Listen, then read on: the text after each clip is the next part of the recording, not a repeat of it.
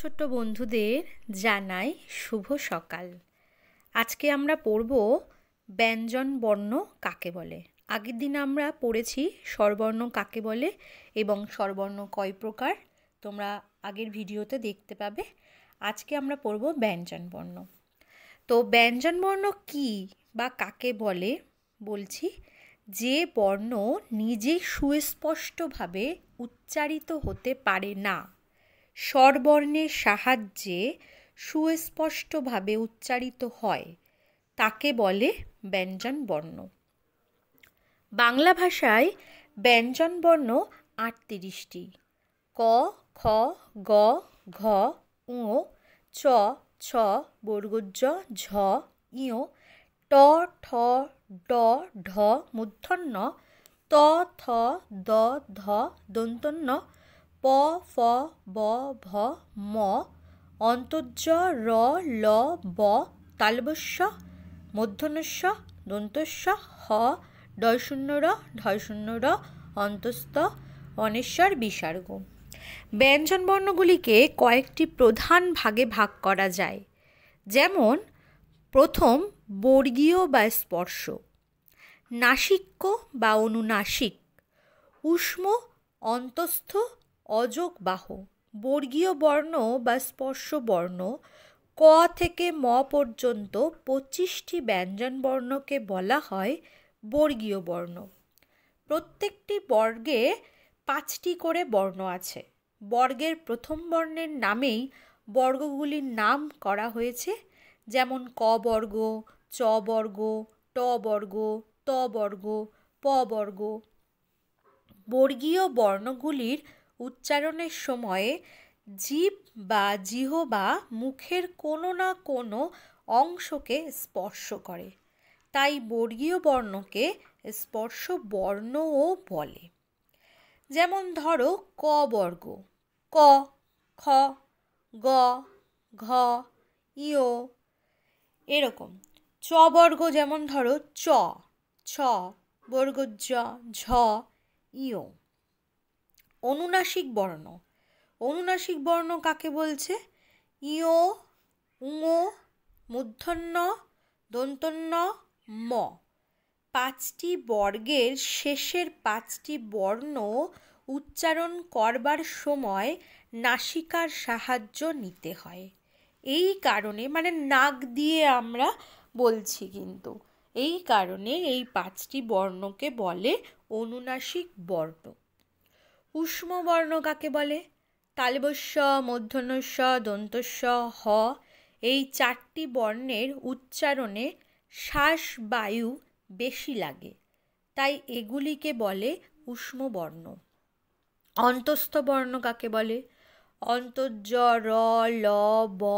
এই 4টি বর্ণ বর্ণমালায় বর্গীয় বর্ণ ও ঊষ্ম বর্ণের অন্ত বা মাঝে থাকে বলে এগুলির নাম অন্তস্থ বর্ণ। অন্তস্থ, অন্তর্জ, র উচ্চারণ বাংলার বর্গজর মতন, তবে অন্য বর্ণের সঙ্গে যুক্ত হলে এর উচ্চারণ হয় কতটা ইয়োর মতো। শব্দের মধ্যে বা শেষে বর্ণের সঙ্গে যুক্ত হলে সেই বর্ণের দ্বিত ঘটায়।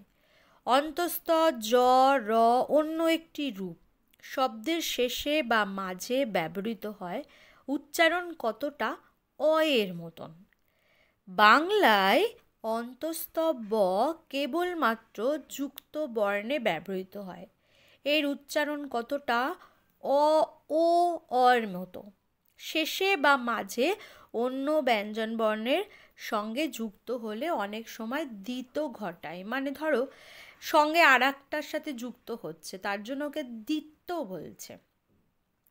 অযোগবাহু বর্ণ কাকে বলে? অনুস্বর ও বিসর্গ অন্য বর্ণের সঙ্গে যুক্ত না হলে এদের বাহ বা প্রয়োগ হয় না, তাই এই দুটিকে বলে অযোগবাহু বর্ণ।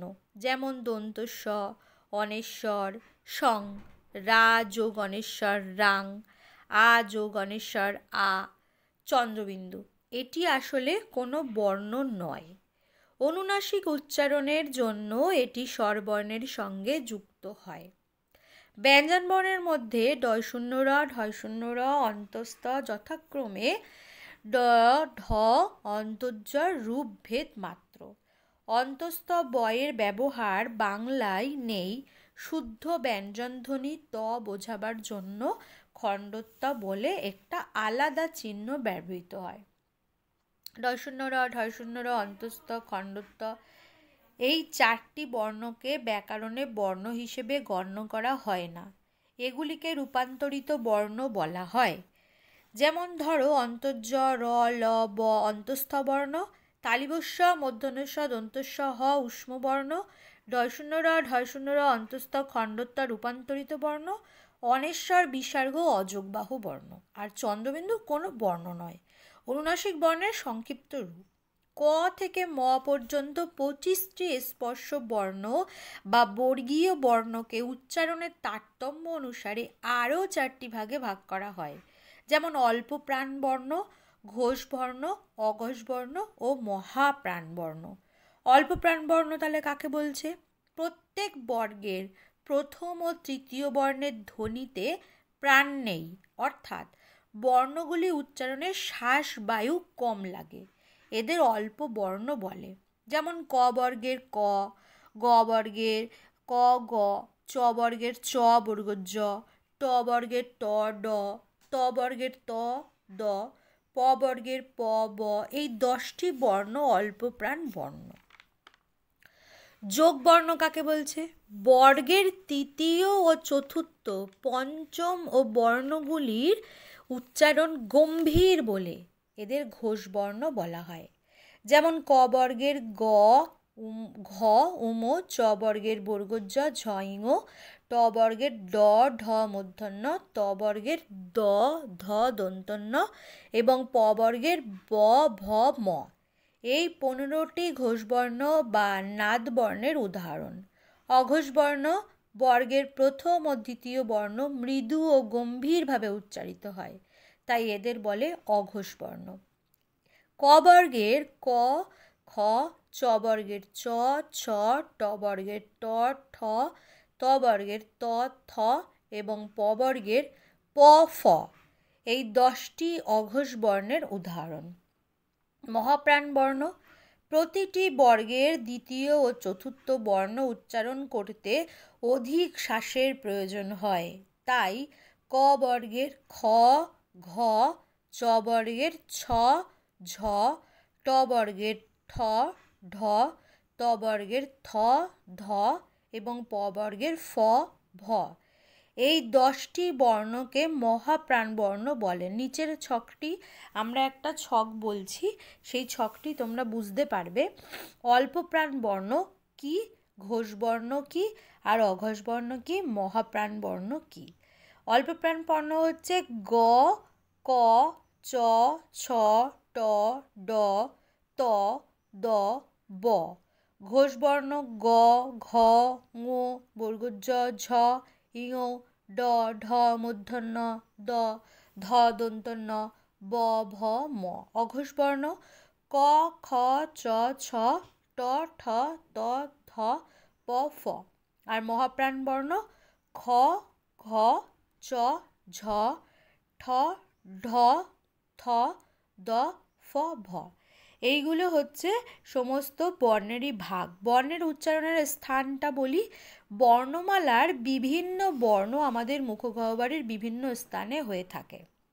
উচ্চারণের স্থান অনুযায়ী বর্ণগুলির নাম নির্ধারণ করা হয়েছে। যেমন কণ্ঠ, তালব্য, মূর্ধন্য, দন্ত, ওষ্ঠ, কণ্ঠতালব্য, কণ্ঠস্থ, দন্তস্থ এবং অনুনাসিক বা নাসিক্য বর্ণ। অ আ ক খ গ ঘ ঙ এবং অবশ্যই এই বর্ণের উচ্চারণের স্থান কণ্ঠ ও জিহ্বামূল, এজন্য এদের বলা হয় কণ্ঠবর্ণ। জিহ্বামূলে স্পর্শ করে এই বর্ণগুলির উচ্চারণ হয় বলে এদের জিহ্বামূলীয় বর্ণ বলে। আর হস্যই দীর্ঘই চ ছ বর্গজ ঝ ঞ অন্তর্জ তালিবস্য এই বর্ণগুলিকে স্থান তালু, এদের ওই জন্য তালব্য বর্ণ। আর ট ঠ ড ঢ মূর্ধন্য এদেরকে বলা হয় মূর্ধন্য বর্ণ। ত থ এদেরকে বলা হয় দন্তবর্ণ। হস্য দীর্ঘ প এগুলোকে ওষ্ঠবর্ণ।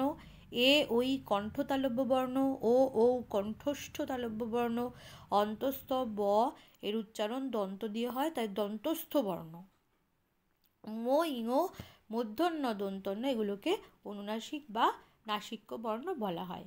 তাহলে আমরা বুঝতেই পারছি আমরা যখন কথা বলছি তখন কিন্তু সেই কথার মধ্যে সেই বর্ণগুলোর সংজ্ঞা কিন্তু তৈরি হয়ে যাচ্ছে। কথার মধ্যে আমরা কিভাবে কথা বলছি, যে যে শব্দগুলো আমরা উচ্চারণ করছি, দেখবে আমাদের মুখের মধ্যে, মুখের গহ্বরের মধ্যে সেইগুলোকে টাচ করছে, এবং টাচ করছে বলে সেই উচ্চারণগুলোকে সেই হিসেবে কিন্তু আমরা বলতে পারছি।